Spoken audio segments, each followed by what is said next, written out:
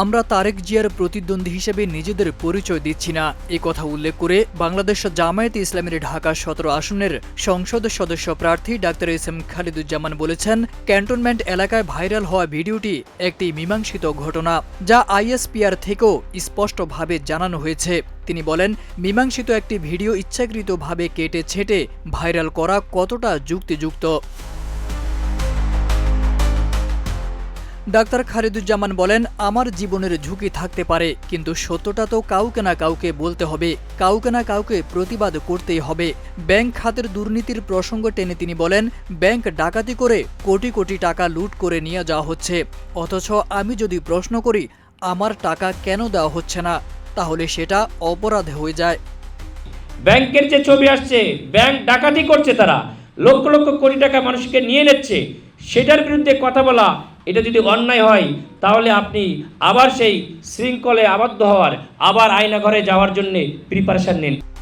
তিনি বলেন, দেশে চাঁদাবাজি হচ্ছে, মানুষকে জোর করে পিটিয়ে পাথর দিয়ে হত্যা করা হচ্ছে, সেই দৃশ্যগুলো ভাইরাল হচ্ছে, কিন্তু সেখানে আচরণগত কোনো প্রশ্ন তোলা হয় না, অথচ অন্যায়ের বিরুদ্ধে কথা বললেই তা নিয়ে বিতর্ক তৈরি করা হয়। শহীদ শরীফ ওসমান হাদির হত্যার প্রসঙ্গ তুলে জামায়াতের এই নেতা বলেন, হাদি হত্যার আজ পর্যন্ত কোনো বিচার হয়নি।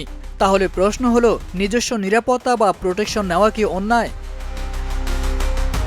ক্যান্টনমেন্ট এলাকায় ভাইরাল হওয়া ভিডিও প্রসঙ্গে তিনি বলেন, ওই ঘটনার পর তিনি দুঃখ প্রকাশ করেছেন এবং কোনো ধরনের অহংকার দেখাননি, যেটা এখন ভুল হিসেবে প্রচার করা হচ্ছে। সেখানে আমরা অনুতপ্ত ছিলাম, কিন্তু অন্যের প্রতিবাদ আমরা বন্ধ করব না, বলেন ডাক্তার খালিদুজ্জামান। তাদের সঙ্গে কি আপনি আদর করে বলবেন যে ভাই তুমি এটা নিও না, ওইটা আমি পকেট থেকে দিয়ে দিব না? আপনি কি এইভাবে বললে প্রতিবাদ হবে আপনার? সুতরাং অন্যায়ের প্রতিবাদ করতে গেলে তখন যদি আপনি খুবই মধুর ব্যবহার আপনি মনে করেন, এটা যারা প্রতিবাদী কণ্ঠস্বর তাদের মুখ থেকে অনেক সময় এটা হয়ে আসে না। নিজের সন্তানের উদাহরণ টেনে ডাক্তার খালিদুজ্জামান বলেন, আমার সন্তানও যদি কোথাও অন্যায় করে সঙ্গে সঙ্গে বিচার করুন, তারপর আমাকে জানান, এই কারণে তার বিচার করা হয়েছে। আমরা অন্যায়ের প্রতিবাদী, কিন্তু খারাপ আচরণের পক্ষে নই।